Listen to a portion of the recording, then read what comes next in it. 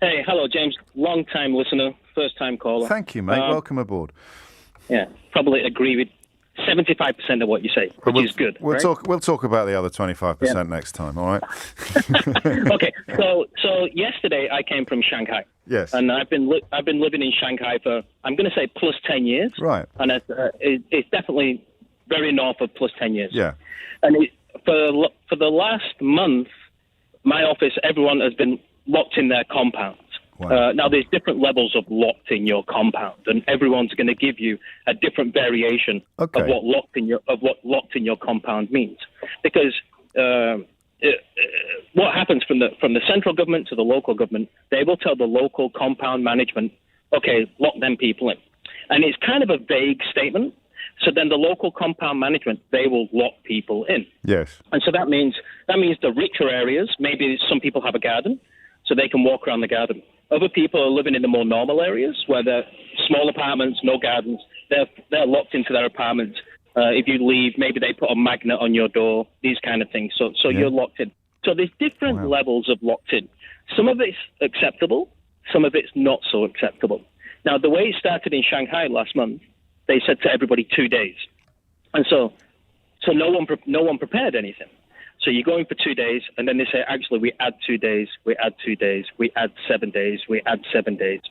And so, but what the government will do then, what they will say then is, this compound, this area has been good. You're allowed out.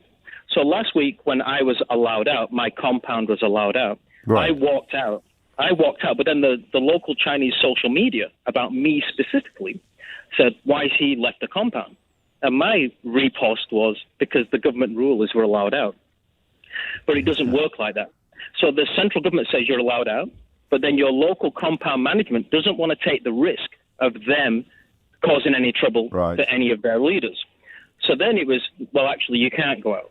So in the big statistics, in the international news, it might say Shanghai's opened or this area is opened, but that's at a government level. But actually, at the building management level, everyone's locked in. Good grief. And so I left yesterday. Now, to leave, it is not that simple. So out of Shanghai now, there's and it took me a week to prepare to leave. It's really not easy. 4 different apps, all of them in Chinese, to get out of the country. Now, I went to Hong Kong. Why did I go to Hong Kong? Because I'm British, but I'm also a Hong Kong resident. Right. That means I'm allowed to go to Hong Kong. If I complete the various forms, I can go there with no quarantine, which is an important thing. And so we prepare all this, but then you're not allowed on the road. It's illegal to leave your compound, and then the rules become vague again. And applied according to who's in the chat. I don't want to run out of time, John, and the news is around the corner. How do you account for the draconian nature of the measures in Shanghai? Part of it is going to be the point you've raised about who's doing the imposing, but I mean, objectively, this is epic in terms of application. In a city of 25 million people. Why? If I were to really bring it down to brass tacks, what are they so worried about? It's political. There's no other reason. Okay. It's nothing to do with COVID. We all know COVID's lost its strength. Everybody knows that. Well, we certainly thought so. The Chinese know that. And out of all the cities to do it to, Shanghai is the most connected, intelligent, cosmopolitan city of them all. Right. And so pure communism has tried the classic groupthink, which they did in the 60s and 70s, and that worked in the 60s and 70s. The trees are blue. But now pure communism has gone against social media. And so there's this war now in Shanghai between social media and the Communist Party.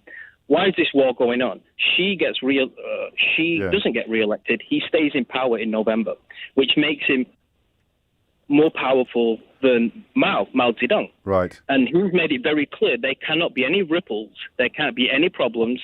There's COVID zero before November. So this is why this will carry on until November. As a propaganda coup? There can't be any negative. Right, so it is, I am your... I mean, it's like the messianic status of Xi that will be established by the claim that COVID zero has been achieved. Well, in a nutshell, for the last 2 years, it's been very simple. The West is bad because they have COVID. Right. China's good because there's no COVID. And now, in the last few weeks, they've had to. How did you change that? So they're doing it to avoid an outbreak, but an outbreak wouldn't be anywhere near as bad as the scale of the response suggests, except politically, as opposed to medically or fatally. It could break the country. Bingo. Okay. It could break the country. So and it this wouldn't be, my God, me. look at the death rate. It would simply No. be, my God, look No. how badly they've contained it. Look how badly they Sure. failed to contain it this time. The only reason the party can stay in power is by good news, good Right, news, got it. good news. And this will deride it. I'm not saying it will. No, but I understand. It could deride it. And it's an incredibly difficult situation. How's it going to end? I think. How's it going to end? I think what's going to happen is they're going to change the direction. They're going to do some groupthink on what zero COVID is. They're going to accept it and they're going to deal with it, and the party will get through this. Right. I believe they will get through it. There's going to be no social revolution. Sure. But this is what they're dealing with right now: how to do the U-turn, how to say the West wasn't so stupid. Okay. This is. We're going to follow. They're going to have the the massage, the facts to reflect the new reality.